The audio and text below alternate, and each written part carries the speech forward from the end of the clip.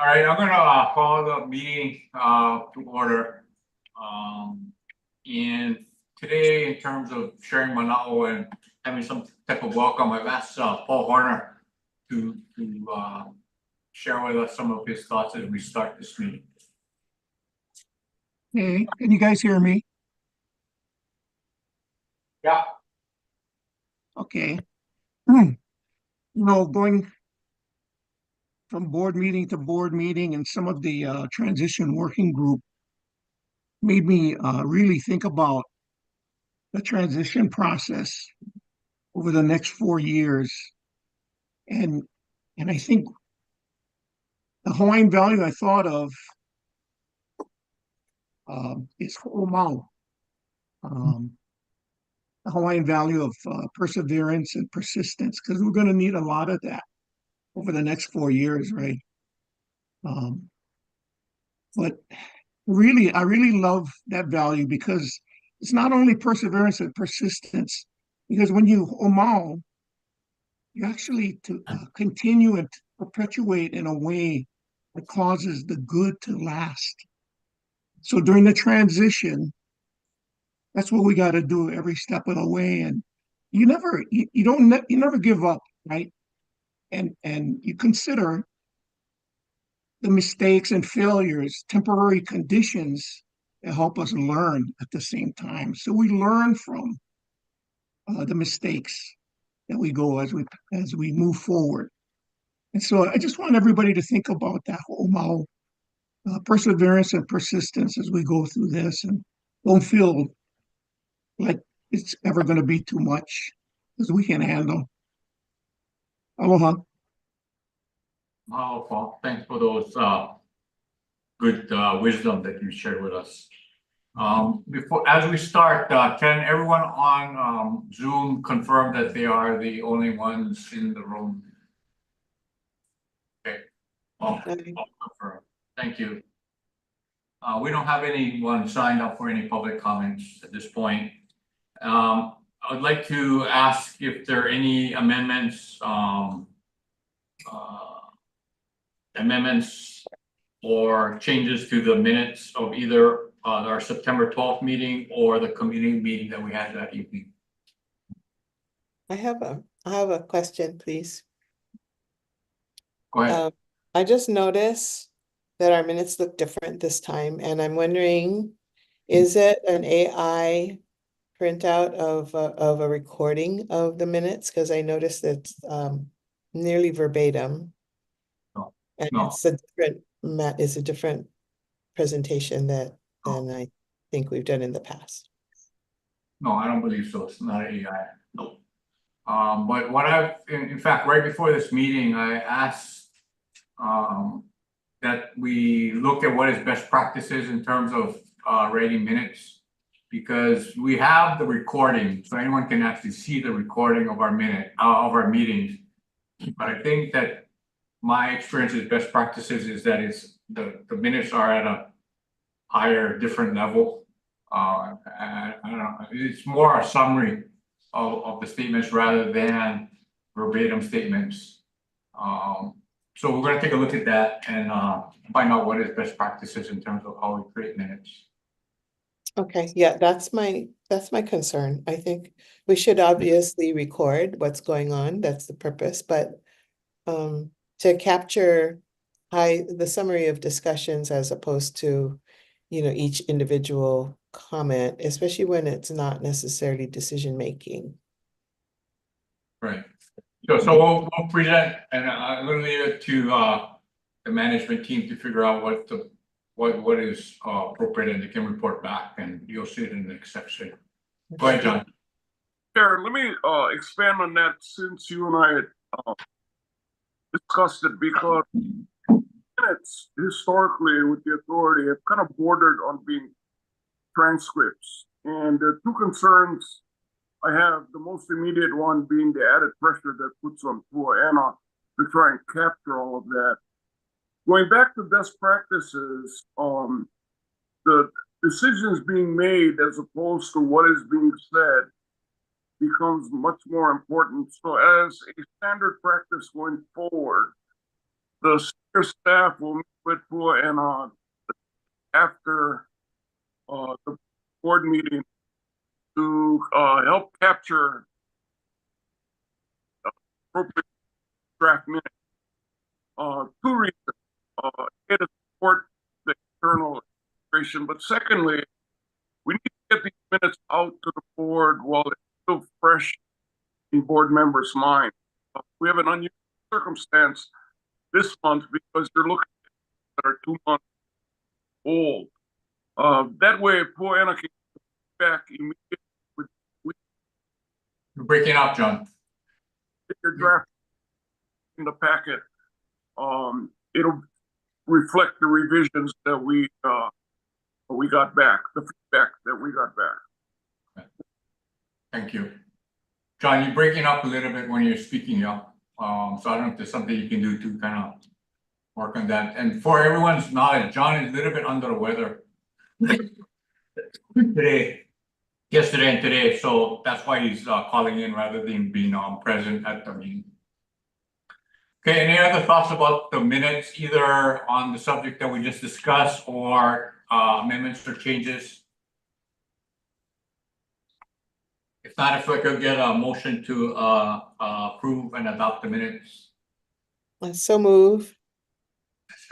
Second, Okay, go ahead. Okay, moved and seconded. Any objections? Not, the minutes are adopted. Thank you.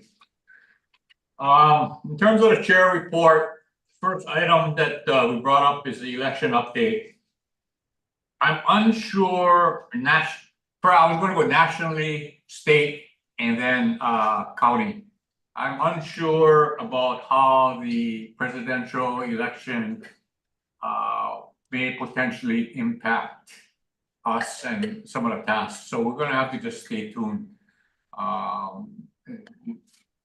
For me, it's sort of unpredictable about how all this might roll out. So nonetheless, there is the potential that broad sweeping changes may be made within some of the departments we will interact with, and budget cuts may be along the way in areas that may impact us.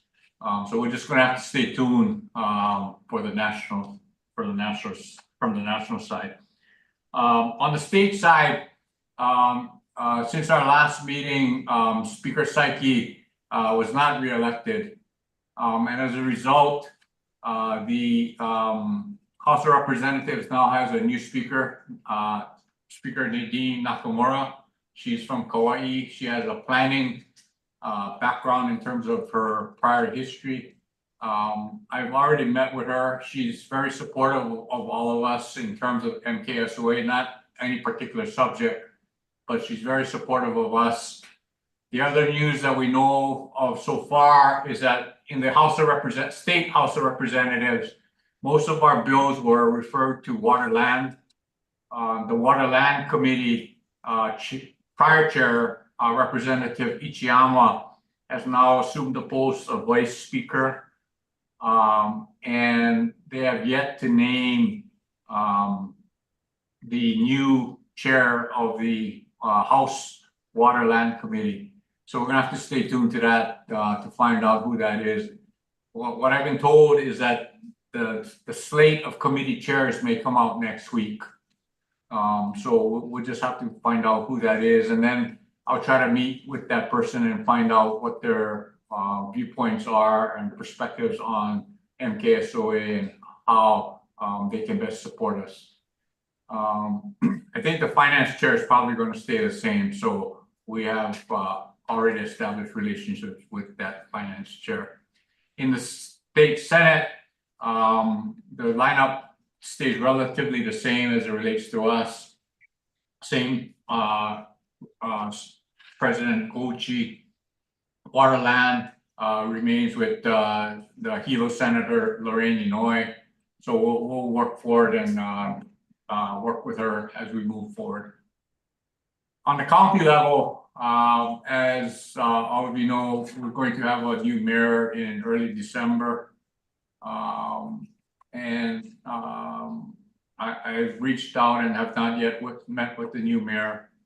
reaching out to try to get an appointment to sort of brief him on what we've been doing and where we hope to go. And at this point, I would like to recognize and thank Doug Adams, who served as a representative of Mayor Roth since the inception of MKSOA. And thank Doug for all that he's contributed and all he's done. He's chaired PIG and also has had very great questions and great insight into some of the issues that the formation type issues that we face. So Doug, on behalf of all of us, I'd like to thank you for your participation and contribution and everything you've done. I'm not sure what you're gonna do in the next chapter, but you can always tune in on the second Thursday of the month at 10 to noon and just be a participant somehow. So Doug, I don't know if you would like to say anything, but again, thank you for everything that you've done. Yeah, John, thank you. One of the things I learned from you, John, is that when given the opportunity to speak is to never turn it down. Actually, I did have a couple things, and Paul's reflections at the beginning feed directly into the thoughts that I was having. And I saw Pomai, she didn't see me, but I saw Pomai last night at the Mahalo event for first responders when she was part of the OLI and was just reminded me of how much I've truly appreciated getting to know many of you and in personal ways. And if there's an area that I have some regret, it's that I won't get to be a part of where this particular group is going to go as it moves forward and considers really difficult but important questions, not just of astronomy, but of our identity and our culture and how our science, our culture, identity all can coexist, can coincide, and can really bring each other up. Much of the conversation that occurred prior to this authority existing was advocacy based. And I'm not saying that that's going to disappear, but I do think that there have been times in our discussions where I have seen the opportunity for growth moving from the fist on fist approach to the hand in hand approach. And if I have a wish, it's to see that continue as we all try to malama the Mauna in the way that is best for our island, being from this island, and for our generations that have come and the generations that are yet to be. So I wish you all the very, very best as you proceed in this. And I'm not sure, John, what is next for me, but that is God's will, and we will figure that out as we move forward. And I will be paying attention because this is important work, and you all are the right people to do it. Thank you. Thanks, Doug. We really appreciate your guidance. Nai. Okay. I just want to extend my personal mahalo to Doug, who has slugged through a lot of this with us. So appreciate what you've contributed, Doug, and your representation of the county. So mahalo. Yeah, ditto mahalo. Doug. Go ahead, Rich. Just echoing Noe's comment. Really appreciate all that you contributed, Doug. Thank you so much. Thank you. Anyone else? Okay, thank you, Doug. With that, I wanted to talk about our projects, the Milestone Pig, which Excuse me, sir, I think we have to vote on accepting the minutes. That was where we were, right? No, we did that already. Well- I asked if there are any objections, but nobody objected, so I deemed it. Okay, Yeah. So the projects and milestones pig, is made up of, I think Noi Wong Wilson, Rich Matsuda, Neil Hannas and myself. And this is just a status report. This is not the report. We've met for 2 days. And what we've done in those 2 days is identify all of the tasks that have been required of us by Act 255 and putting it on a timeline so that we'll have well, let me back up a step. In addition to the tasks that were specifically identified in Act 255, we've identified those and we're going to put them on a timeline. We've also identified tasks that have not been identified, but are necessary for us to kind of stand up the authority. And we're putting that all in a timeline and hope to have, we're going to have a further PIG meeting later this month to hopefully go over this timeline and then present the timeline to all of you to show you all the things that we need to accomplish in the next 3.5 years. So like I said, it'll provide us with a blueprint and provide all of you with a blueprint. What we're hoping to do at some point is to actually be able to put this on some kind of application, sort of app, so that each of the members and even members of the public can see where we are with each of the tasks, whether we are on track, not on track, and assign responsibility to group, a person or group to kind of ride herd on each of those tasks. So that's the report. We've spent, management team was also participating in that and actually had a prior 2-day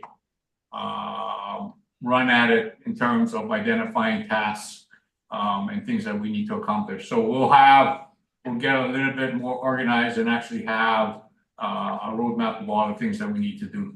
And of course, that will be amended as we move forward. We may have overlooked things, understanding the dependencies between the tasks and things like that. So that is moving forward, and we hope to have our report to you maybe in the December meeting, more likely in the January meeting. Okay. With that, I'm going to turn it over to Executive Director DeFries for his report. Thank you, Chair. Maybe just add before getting into the report to the last that John, you're still kind of breaking up. I'm not sure why, but you're not as clear as you usually are. Let me dial back in and see if that helps. Okay.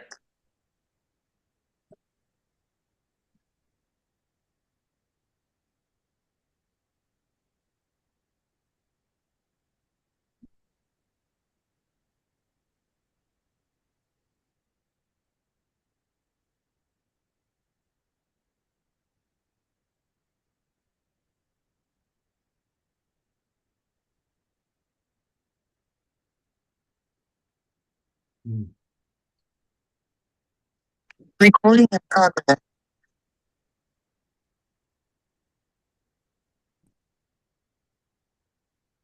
YouTube, I think the YouTube recording.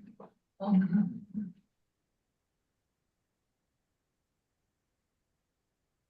is that any better? Yes. I just wanted to add that dashboard or that project milestones PIG takes into account those actions that we are responsible for by statute, as well as those that are not defined in the statute. And merging all of that together has been quite a task. So I'm really grateful that we're in that process. Looking forward to the first. In terms of my update, as you know, we've been working on an interim office on 32 Kinoole Street.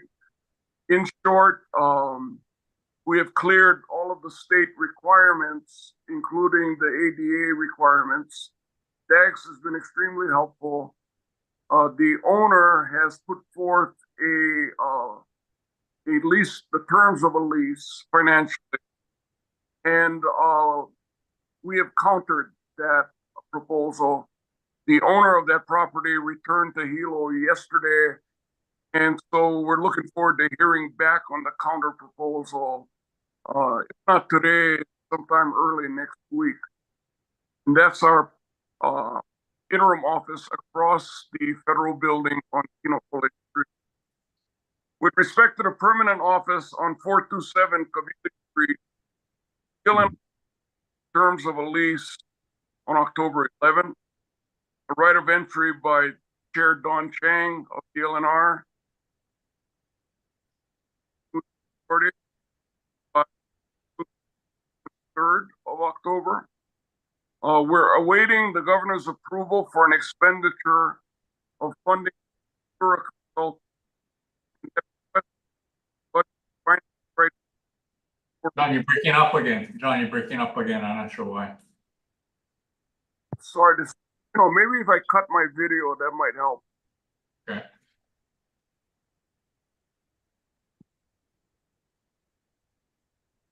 Can you hear me now, John? Yeah. We're awaiting the approval of his office for expenditure to secure a consultant. That's with BNF right now on a memo that was sent to them by us on September 20th. We've also gained support of DLNR's engineering division for assistance in contracting the consultant to assist with the plan. As reported earlier, DLNR has approved up to a 7-year rent relief for the improvements. The greatest improvement being the closure of an existing large capacity cesspool and connection to the county wastewater system on Kabili Street. We are also looking at a single room, possibly dual room, but at minimum a single room for an office space at Halepohaku, which will be available for anyone on our staff while up on. I'll stop there if there are any questions about the office comment. And just so it's clear, because it's still a little bit difficult, but so we have 7-year rent relief, right? So that rent relief from the BLNR, we're very thankful for. We can use what we would have used to pay rent to start looking at the construction to do the hookup from the cesspool to the sewer line, yeah.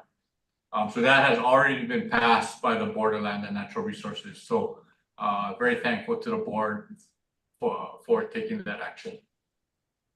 All right, any questions about the office space? Okay, go ahead, John. Chair, at this time, I'm going to ask Lloyd, who is serving as the chair of the RFP evaluation, provide an update on the planning RFP proposal. Lloyd?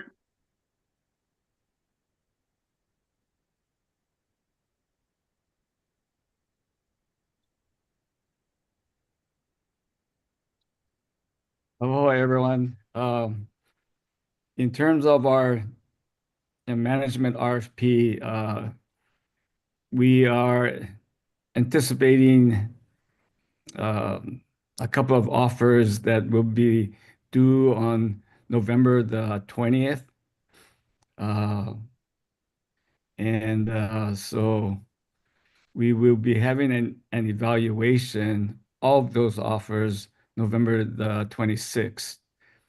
I do have allocated in our budget approximately 1.5 million for that. I really don't know what the offers will be coming in at, but at least we have that amount of funds available at this time. We anticipate awarding the contract sometime in December, working out all the contract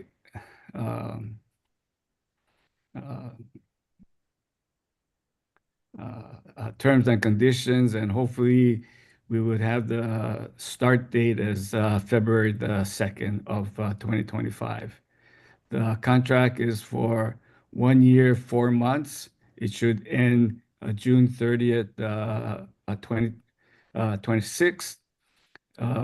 And while we're going through the process, we will have reports at every board meeting, so at least the board understands what's happening in the process of coming up with our management plan. So that's what we envision right now. If there's any questions that I could answer. Yeah, before I open it up to questions, to give you context, right? So remember, the University of Hawaii recently adopted a management plan. We are required under Act 255 to come up with our own management plan. One of the first tasks, once we get the consultant on board, is going to involve all of you as board members, because what we think is a proper way to approach this is, if there are areas that we can all be in agreement on, we should not start from scratch. We should leverage the good work that was done by the university to create the management plan, and we should focus on those areas where you as a board member want us to relook at, rethink, retool, whatever. But if there are areas that we can all agree that looks good, we're gonna figure out a process to get your input so that we don't start from scratch, because we have limited time available, right? So anyway, that's the first thing that's going to involve you once we get this consultant on board. Questions? Okay, thank you, Lloyd. Yeah, thank you. Thank you, Lloyd. In way of update, back in early October, we were notified that of our $14 million appropriation, that $10 million was being deducted from that and moved into the Maui Disaster Fund. I should add that that decision came from the governor's office without consultation, without direct consultation with the DLNR chair or myself. And since then, we are now in discussions with DNF. We believe we can get through the fiscal year with the remaining amount.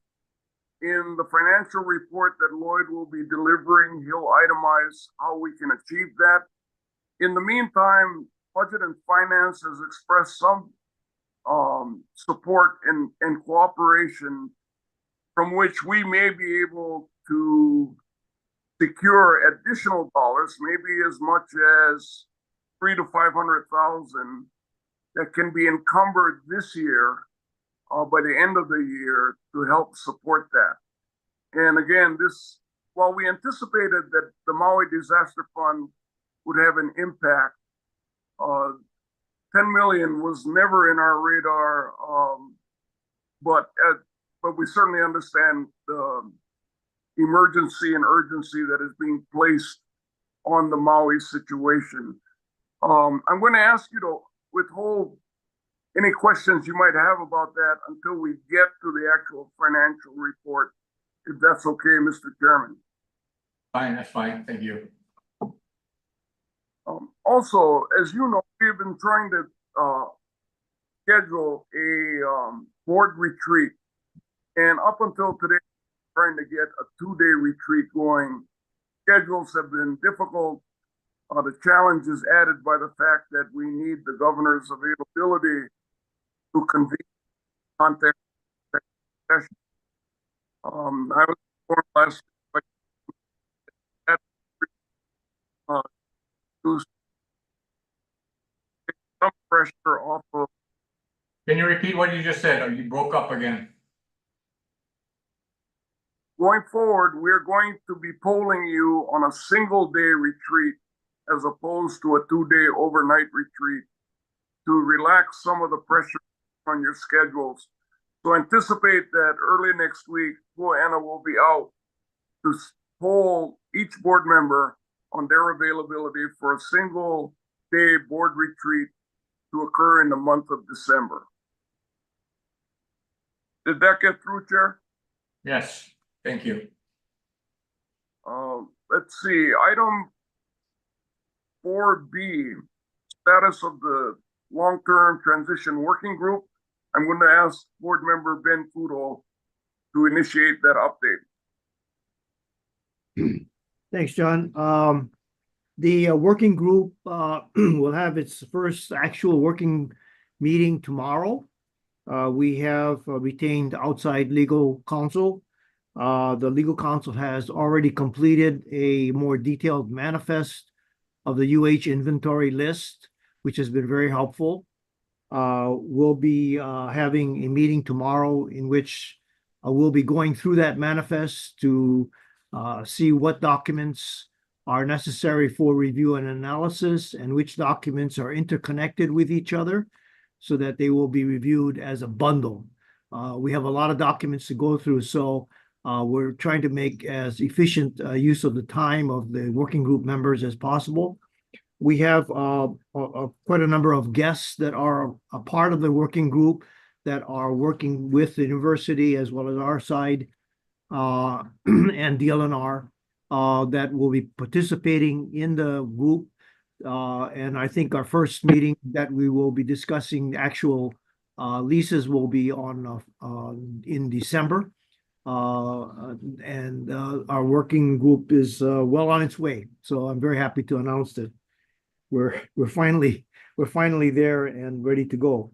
We are scheduling a sometime in December, weather dependent, a site visit to Mauna Kea for the outside counsel to look at the files, where the files are located, as well as some of the observatories, et cetera, and Halepohaku and other facilities on the mountain, so that they're familiar with, at least on the ground, the type of assets that we'll be dealing with in the documents that we will be reviewing in the months ahead. Hopefully, we will be on our time frame, or set a tentative schedule to get through these documents and then to adopt some type of recommended master list, which I call a transition plan, that will be submitted to the respective boards for their review, comments, modification, et cetera, sometime down the road next year. And that's it. Any questions?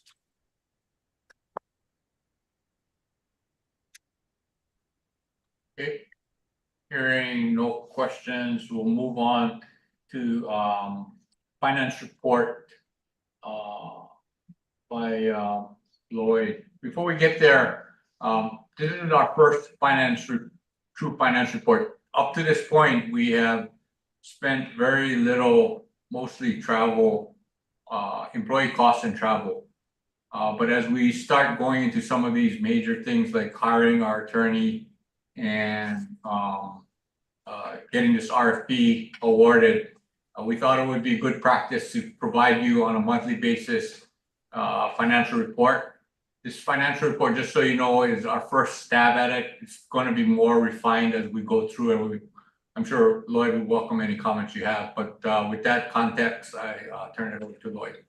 Yeah, thank you very much again. So to start, we had an appropriation by the legislature for this fiscal period of $14 million. There's some governor's restrictions and the Maui Fund restriction. So we had a net amount for this year of approximately like a $3.8 million to spend. Of the 3.8 million, approximately 720,000 I did allocate for the salaries for staff and some new staff. So we then had 2.888 million for all other expenses, including office. If you have my report in front of you, for the first 4 months that just ended October 31st, we spent approximately $180,000 for salaries. So we still have another $532,000 left in our budget for the next 8 months. Of the 2.888 million for all other expenditures, we did set aside for the attorneys already approximately a $500,000 there. So we have $2.3 million or so left for the next 8 months. I have allocated of that amount 1.5 million for our management consultants contract, $750,000 for our land and natural resources planning contract for our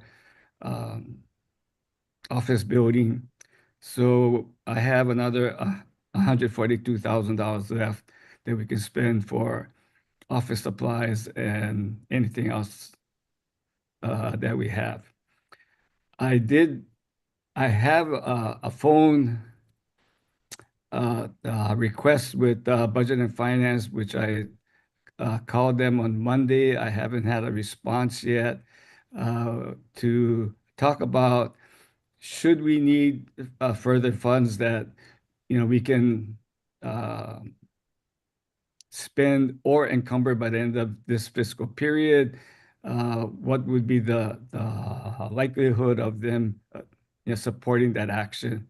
So that is something that I'm still working with Budget and Finance on.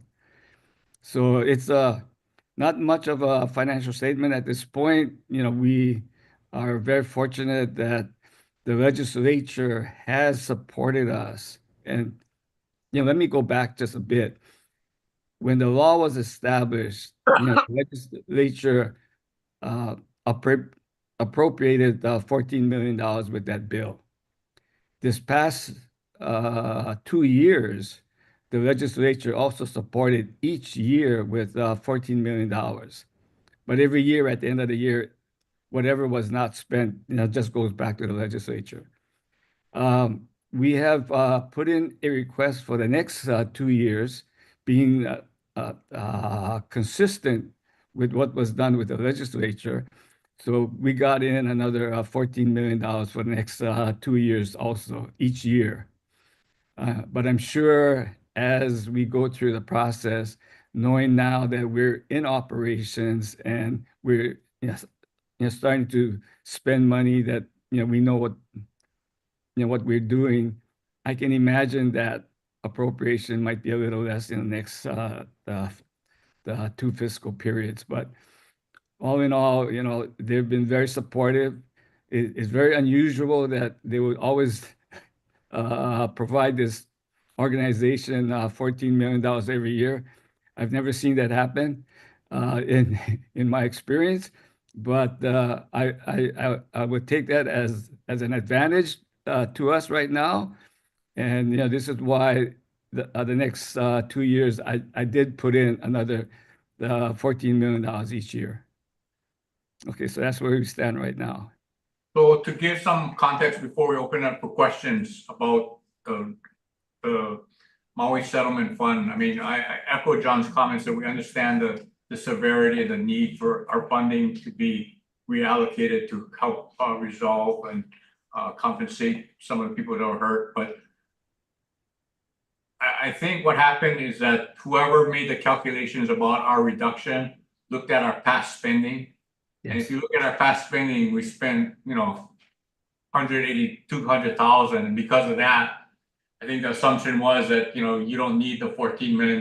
When in fact, we sort of turned the corner and are now ramping up our operations. So that's the case that we're going to make to BNF about the fact that we understand why you did what you did, which is totally understandable, but things have changed. And we're going to see whether or not we can get any relief from some of the funds that were taken away from us. So with that, open it up to questions of the members of either the executive director or Lloyd.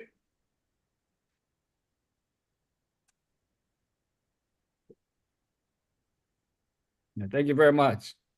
Okay, thank you. With that, I'm gonna turn it over. I'll turn it over to John and he can introduce Greg and Robo, whoever else is gonna address some of these issues. So John. Yeah. As Greg is positioning himself, let me add that in addition to the work that's going into securing our offices, getting this planning RFP off the ground, the internal planning process going on concurrently with the PIG, projects and milestone PIG. We also, in the immediate days and weeks ahead, will be focusing on a year-end report that we are obligated to provide the state legislature 20 days before that session convenes. And that would capture the work activity of the past year. In addition to that, the statute called for us to furnish a final decision or final recommendation on the future of the Institute for Astronomy being headquartered in Hilo versus Honolulu or variations thereof. We are not prepared to submit that final report. In fact, we'll be requesting of the legislature an extension on that, as a third-party evaluator will be contracted to make that assessment and recommendation back to the authority for the board's review and decision-making. I'll pause there if there are any additional questions related to item number 8 on operational update.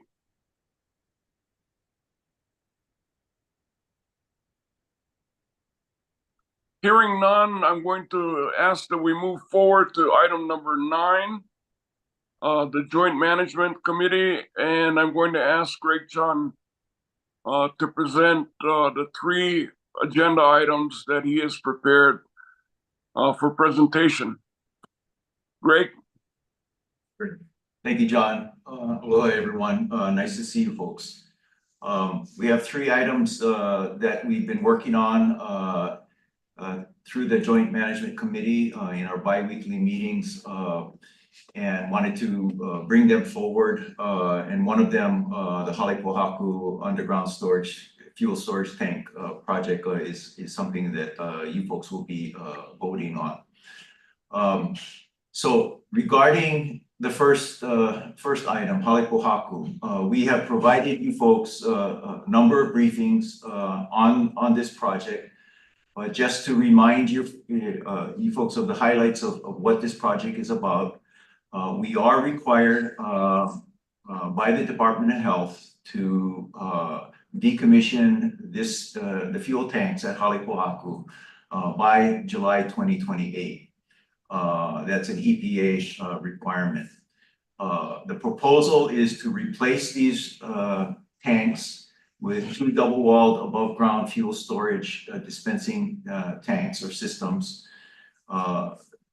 We will actually be reducing the total volume of the new tanks by approximately 1/3.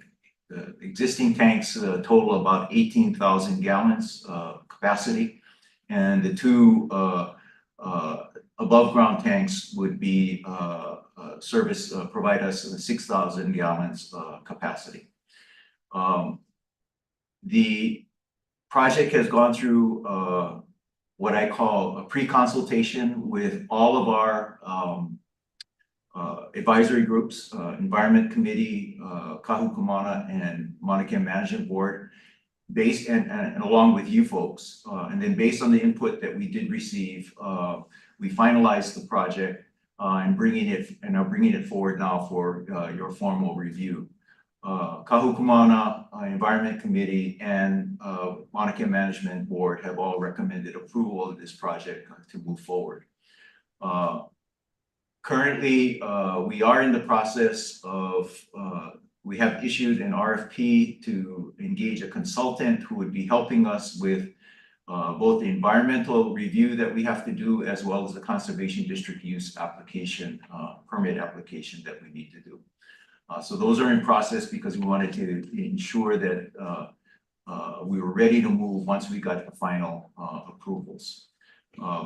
So I don't know if there are questions regarding the project. Again, we have reviewed this pretty extensively with you folks. We've provided in your meeting materials all of the background that we've reviewed in the past.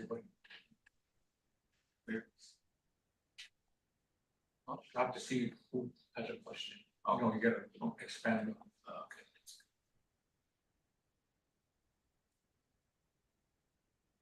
Great. Can I ask you to explain why this project is categorized as a project C? Sure. We talked about it at our joint management committee yesterday with Bill and Lloyd. Normally, a project that involves removing a facility that was previously permitted under a conservation district use permit would not require an additional or a new conservation district use permit. You're normally able to decommission or remove a facility under the existing permit. However, under DLNR rules, or OCCL rules, the department can require an applicant to move forward with seeking a new permit and doing a new environmental review. In consultation with OCCL, that is what they decided. So under our criteria for classifying projects, anything that is going to involve requiring a conservation district use permit, environmental review, etc., we would classify it as at the highest level, a type C project. And that means it goes through a much more formal review process with all of our advisory groups. Okay. Any questions on this? We're gonna have a vote later after we finish. We have the vote, okay? That's all. The next item I have is the Canada-France Hawaiʻi telescope. Again, underground fuel storage tank project. Pull up my notes here, memo. So, like the university, Canada-France is required to decommission their underground fuel storage tank under the same Department of Health rules that we are. The tank that they are decommissioning is currently not in use and hasn't been in use since 2022. It's a 5,000 gallon tank that was built and installed at the time that the observatory was built under the same permit for building the tank. Currently, project was phase one of the project was approved by DLNR in November of 2022. And it was approved, phase one was approved to conduct soil sample testing to ensure there were no petrochemical contaminations from the tank. There had never been any reports of any leaks or anything, but DLNR required that be done. Actually, Department of Health required that be done. But it was always proposed that the project, the tank, assuming there were no problems with the soil sampling, would be decommissioned in place or retired in place for now until such time that the Canada-France facility was fully decommissioned. The reason for that, as you see in my memo, is because there is a photo there that shows the location of the tank in relation to the foundation of the building. Can you scroll to? Okay. I just want to make sure everybody has a chance to see it.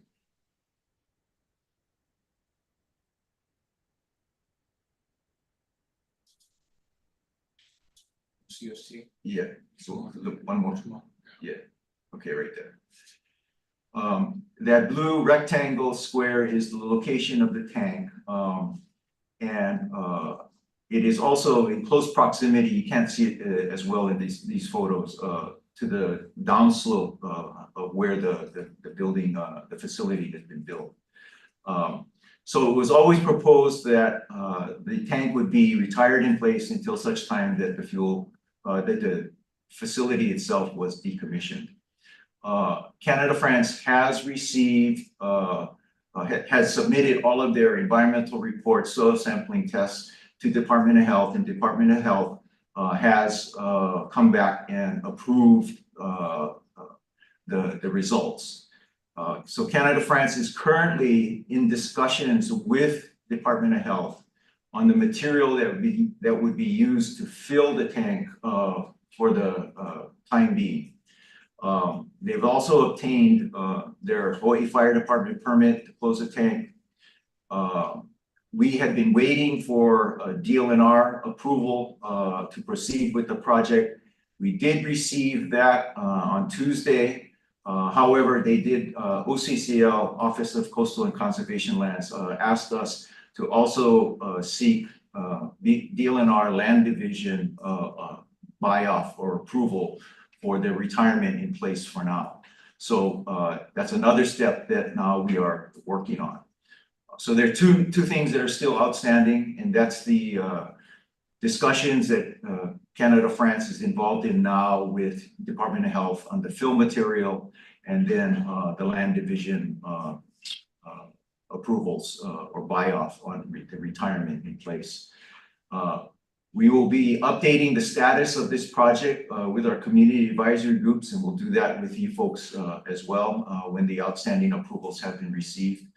I do want to note, and this relates to the question Chair DeFries asked earlier, that this project was actually, because of the circumstances, was actually approved by DLNR under the existing permits. So we got a site plan approval to do all of this work, but therefore it was classified in our system as a type A project, which means that we present it for information purposes only to both our advisory groups and our executive management. Any questions on the Canada France Hawaiʻi telescope decommissioning, fuel tank decommissioning?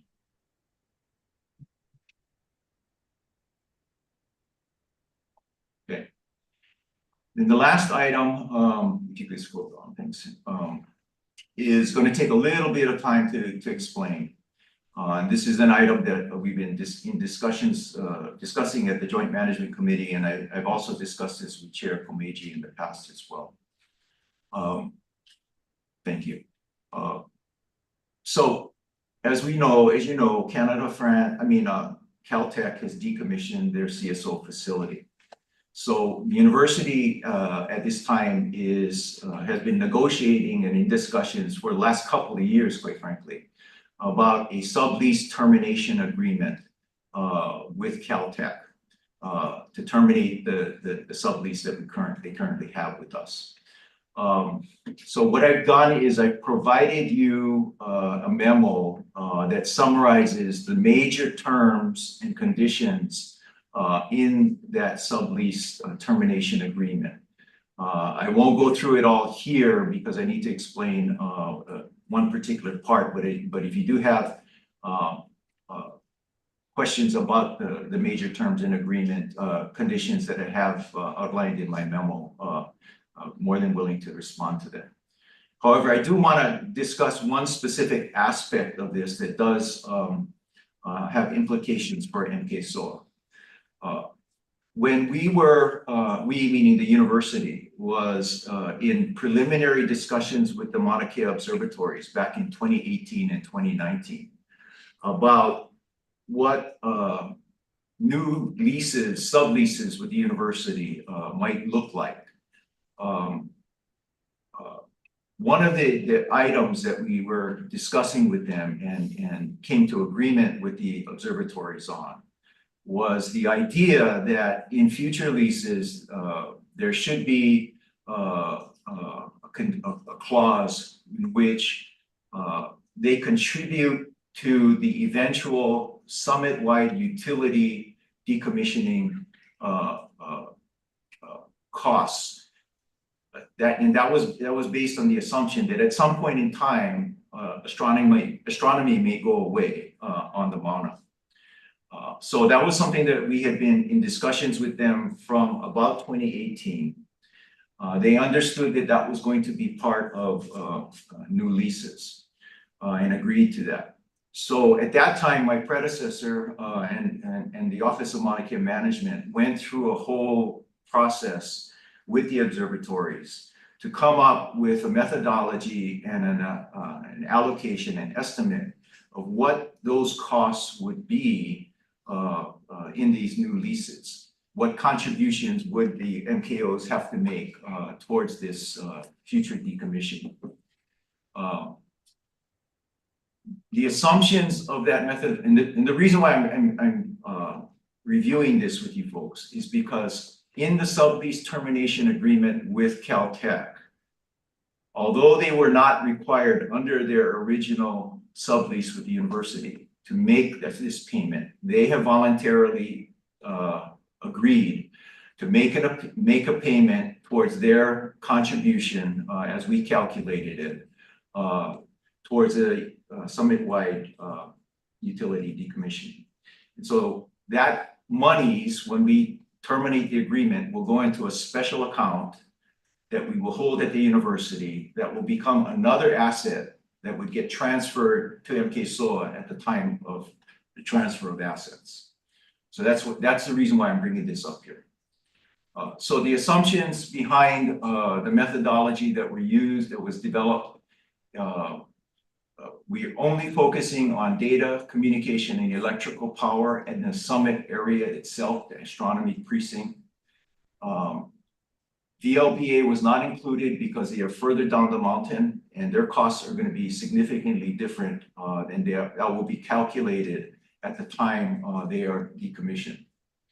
It includes the removal of utilities and the restoration of any trenched areas, but it does not include the decommissioning of roads, the removal of roads. The reason for that was that it was assumed that DLNR, when this property goes back to the state, would want to keep the roads because these lands are open for public access.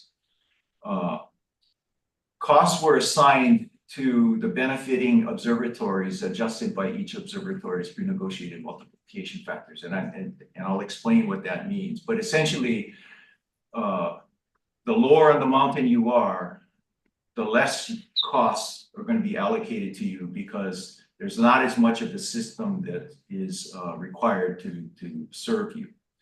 And I'll walk you through that. Any utility decommissioning costs associated on the sublessee site, the observatory site, would be covered in their decommissioning costs at the time of their decommissioning. So any water, waste systems, road, electrical power, communication utilities that is on their site, they would be responsible for that. We also assumed, or they also assumed, a single planning and permitting effort, that there would be one effort to permit this whole project, and it was estimated as a percentage of total costs. The costs were prepared in 2020 dollars with escalation or inflation factor worked in to account for the delay that would occur until until such time people were ready to make this payment. So we worked all of that out with the observatories. They agreed to the methodology in 2019, and then we negotiated with Caltech on the allocation and inclusion of this in their sublease termination. If you could scroll down to the next slide, please. So let me just walk you through briefly how this whole thing works. This first slide is an overview of all the underground utilities in the summit area itself. And you see, based on the color coding, what lines kind of basically serve different observatories. So that's the whole system. The yellow line there would not be included or was not included in this estimate because those lines are buried under the road that connects KEC or IRTF basically to UKER. So that was, we assumed that road would stay in and therefore those costs were not included. Can you go down to the next slide? Okay, so now we get into sort of how things were allocated. This is the portion of the system, the utility system that specifically serves CSO and JCMT. And so these costs were all estimated based on linear feet and we worked with our facilities group to get the to work on the estimates for these costs. But they're basically based on linear feet and what we thought would this work would actually require. So CSO and JCMT would share in the cost of decommissioning of that portion of the system. We could go down to the next one, please. Then SMA, Subaru, KEC 1, KEC 2, IRTF, Canada, France, Gemini, UH 2.2, and UKER would share in the cost of the system outlined there in lavender, along with the cost of that purple line that you see comes up approximately from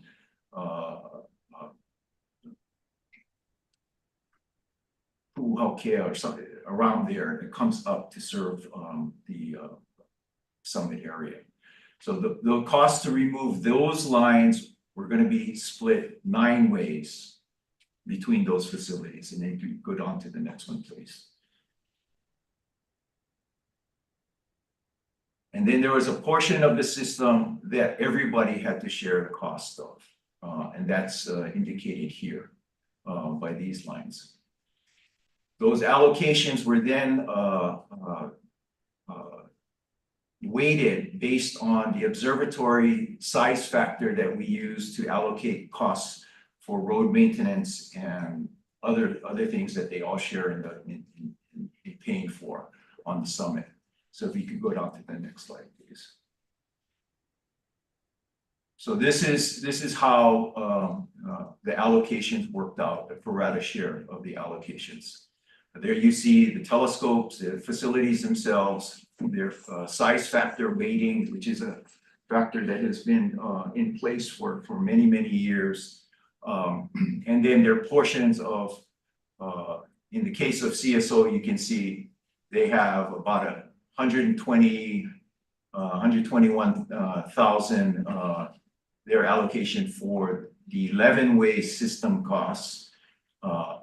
They don't pay anything into the 9-way system, but then they also pay their portion of the 2-way system. So the total was 525 at the time that we calculated this with the inflation factor that we've put in there, assuming we're able to close everything out by the end of this calendar year. I think it's about 628,000 that they would be paying into this fund. Once again, the university is setting up a special account to hold this money that would then be transferred to the observatory. I mean to Monica MKSOA. Sorry for the long description, but it gets a little complicated. Any questions?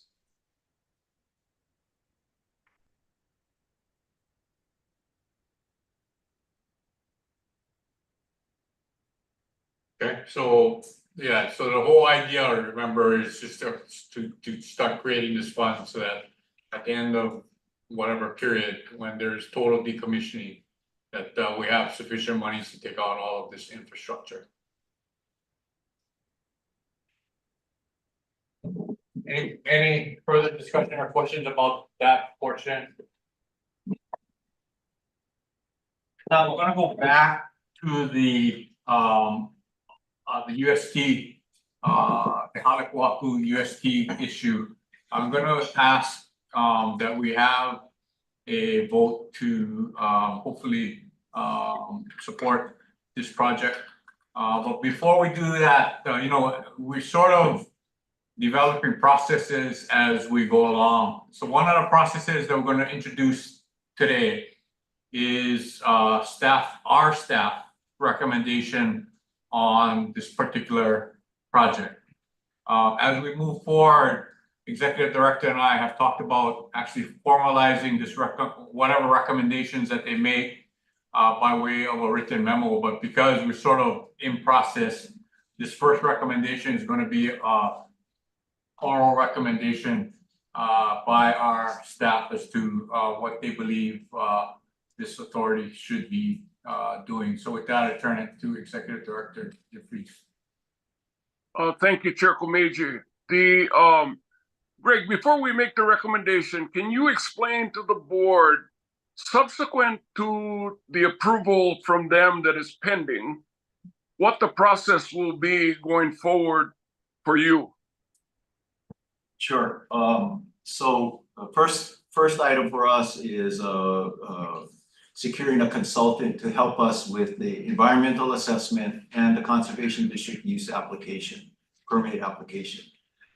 That is expected to take about, I mean, once we hire the consultant, which we hope to be able to make that decision by the end of this year, that process is likely to take 12 to 18 months is what we estimate. And what we would be doing is going through the Chapter 343 requirements for the environmental assessment, along with all of the public outreach that is required as part of that project or part of that process. Once the environmental assessment is completed and accepted, then we'd be submitting the application to OCCL for conservation district use permit. So every step along the way, we will go back to our advisory groups and come back to MKSOA with what the status is and what we've you know, what the reports and what the assessments have found, and et cetera, et cetera. This will be something that will come back as updates on a regular basis to you folks as that process moves forward. But I do anticipate it would take between 12 and 18 months. Once that happens, once we get the permit and all the required permits, then we would issue an RFP for the actual construction to occur. Thank you. On the fact that the Department of Health is requiring that this action be taken, and based on our understanding of the preparation that CMS has taken and captured in the summary in the board packets, staff recommends to the board approval of this proposal. Any questions of Executive Director DeFries' recommendation? Looks like Doug has his hand up. Okay, Doug, sorry. It's okay, thank you. I'm pretty sure that actually a member of the board needs to make the motion. I'm pretty sure the executive director was just providing the staff's recommendation. And for the purpose of discussion, I will move to approve the Haleʻipahaku underground storage tank final project proposal, and we'll await a second before I make my comments. Okay, thank you. Can I get a second? I'll second the motion. I do also have a comment following Doug, though. Okay. Thank you. Okay, there's a motion that's been made. Doug, you had a Yeah, comment? thank you. Right, and for the purposes of the minutes, I note the staff's recommendation is in support of this motion. And perhaps you all talked about it, and I just spaced. Greg, is this something that the Board of Regents would normally vote on? No, it's not. Proceed? No, it's not. typically it would, go to, something like this would go to Bonnie. Okay, Chancellor. got it. And maybe the more important question from my perspective is, as we vote on this, does this have any, are we exercising some statutory authority that is now agreed to by the Board of Regents, maybe through the Joint Management Committee? I'm not quite. That may be a certain. Jordan question. I'm not quite sure of your question. We are under the statute authorized to co-manage the mountain. I'm aware of that, Chair, Yeah, we so, haven't- but we yeah, haven't. so we have, to me, we have with that, I mean, I don't have the statute right in front of me, but we have the ability to do everything we need to co-manage, which to me would be inclusive of approval of this project. Pretty broad, the language, I don't have the language right in front of me, but it's pretty broad in terms of all the powers that we're given. So I would note for the discussion that we are in fact exercising authority granted to us by 255, but not necessarily through coordination with the other co-manager that also has authority to do this kind of work, but doesn't in this particular case. I don't Okay. think, if I maybe understand your question now, our approval is not derivative from the Board of Regents, is that your question? I think it's No, separate. it's I think not. yeah. But we're also supposed to coordinate as co-managers. Right, So, okay, thank you. So I think, I mean, if I can jump in here just for a second, because Mauna Kea Management Board made the recommendation to me, the university is already kind of engaged. And I think what we do have set up, short of what Doug is asking, is if this board were to turn it down, then our joint group between the regents and the MKSOA would have to meet to kind of hash it out, right? That's our sort of operating practice here, which we haven't luckily had to use yet. And hopefully we won't. But that's the fail-safe if one group is in favor and the other group is not, that smaller team that Ben and I believe Mike is on for the regents will address it. right, I agree. Thank you, Chancellor. Noi. So I just had a comment, and I know it's a bit premature in the planning process, but I just want to make sure perhaps in the RFP that there will be, to be assured, and the community will be assured that there will be cultural monitors whenever there's any ground disturbance and protocols. And I Yes. don't mean reaching back to me and Pomai and Lanakila to do the protocol. I think the RFP should include the capacity of the entity that will get this to make sure those things get done somehow. So Yeah, that's the comment. Yeah, totally agree. Before it went to our advisory committees, we already put that in as something that we would agree to do. So when it goes to the permit application, OCCL, that will be in there as something that we've already agreed to do, decided to do. Okay, mahalo. Other Can I questions? make a comment? Yeah, Pomai. No, just mahalo nui, Greg, for stating that. And then when that document is updated with those details in it, can you please also forward that to us? Thank you. Sure. Mahalo nui. Other questions, comments?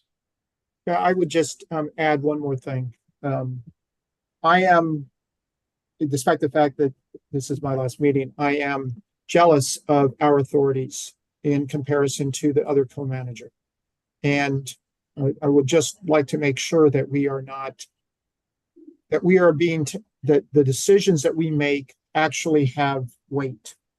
And that would be my concern. So this process is what it needs to be. I understand that. And I understand that there's a desire by this board to, this authority to weigh in on these types of facility activities on the Mauna. So that's all well and good. I just don't want to be seen in some way as lower than either the board or frankly, even the chancellor in the decision process. I think that does a disservice to this authority moving forward. So that's my comment. Thank you. I view us as a separate board. We're not standing in the same position as MKMB or Kahuku Mauna. We are a separate entity that has separate powers that is co-equal with our co-manager. Okay, other questions, comments? No. If not, unless there are any objections, I'm just gonna ask for all those in favor. Yes. Any opposed? Yes. Okay, thank you. And we'll, as Executive Director Chun said, we'll keep everybody apprised as they move forward on the process.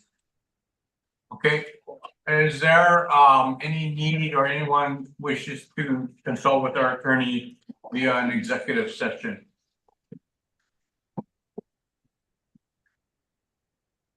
Okay, if not, announcements, our next meeting is on December 12th.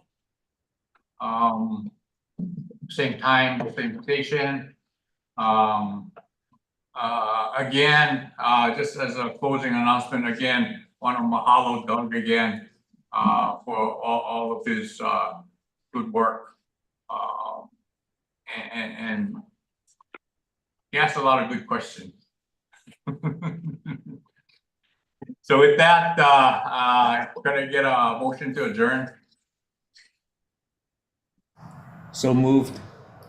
Okay. A second. All right, thank you. All in favor? Unanimous. Thank you. All right, thanks, everybody.